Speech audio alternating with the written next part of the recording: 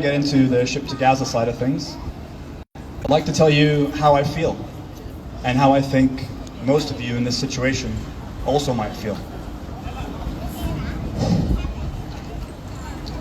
By now, the world knows that this is not about religion.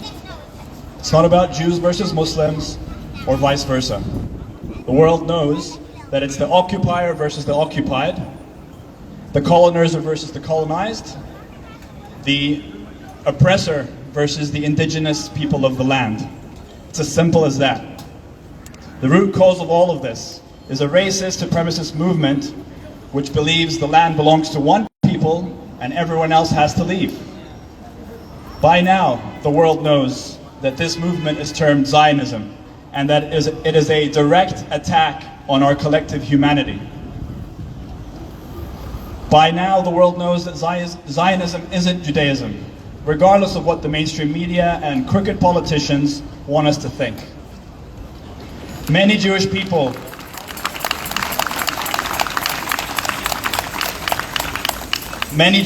rightfully oppose Zionism. To be anti-Zionist does not mean being anti-Semitic.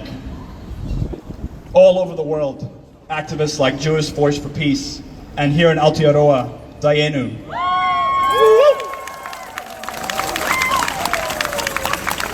renowned Jewish authors internationally, Noam Chomsky, Dr. Norman Finkelstein, Miko Peled, they all openly oppose the Zionist movement and call Israel out for what it truly is. By now, the world knows that it's allowed to continue. This is allowed to continue because it's good for business. For the US and other Western countries, war is money. The weapons manufacturers within these countries profit from all these atrocities. The narrative is simple. It's been repeated time and time again. Dehumanize, criminalize the people that need to be removed, thereby making their murder a necessity or at least acceptable. Iraq, the US invaded under the banner of defeating ISIS. 1 million innocent civilians were killed. Where are the weapons of mass destruction? Shame!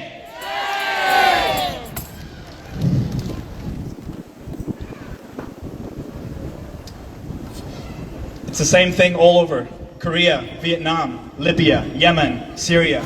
The list goes on. It's called the military-industrial complex.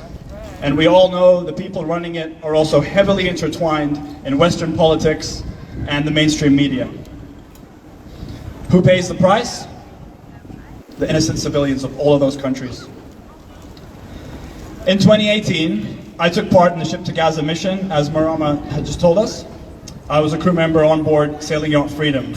We sailed from country to country across Europe and throughout the Mediterranean, raising awareness, meeting with politicians in each city, urging them to push their respective governments to break political ties with Israel.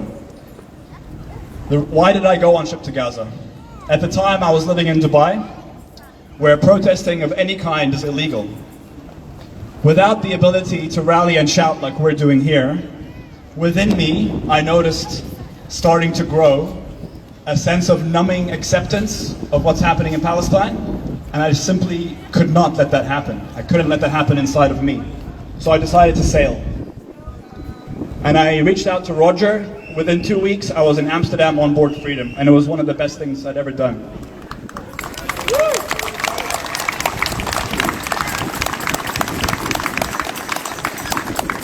This year, in addition to the 2 ships heading to Gaza from Turkey, carrying 3 Kiwi doctors and many other volunteers, there's also a ship organized by the Freedom Flotilla Coalition, leaving from Norway in the beginning of May and embarking on another mission to Gaza.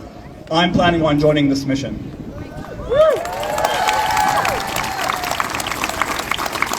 There may be a few more people from the PYA crew as well joining, so keep tabs on that. I ask each of you to please spread the word about these missions to everyone you know. The more eyes on us and on the doctors, the safer we're going to be. So please share everywhere you can. This Thursday, the doctors are flying out from Auckland Airport. I think Roger will tell us a bit more about that later. But 10 a.m. I think at Auckland Airport. Please try and get there if you can, in solidarity with our Kiwis and with their shared goal to liberate the people of Palestine. I'll end on this. By now, we're all growing tired. We're tired of the powerlessness of the UN. We're tired of the complicity and silence of our governments. We're tired of the hypocrisy. We're tired of the lies. We're tired of the indiscriminate bombing of children. We're tired of the forced starvation. We're tired of hoping for change. We're tired. But I plead with you all, please remain resilient. Please keep boycotting. Please keep pushing your PMs. Attend the rallies, even if you think it's doing nothing to change the government's stance. If you attend the rallies for one reason, one of the reasons why I do, it's for the idea that if and when a child in Gaza comes across his phone and sees a video of us doing this, that they get a warm sense of, a warm hug, a virtual hug, that the humanity exists. We haven't forgotten about them. We stand with them. If you rally for anyone, rally for the children of Gaza and free Palestine. Thank you.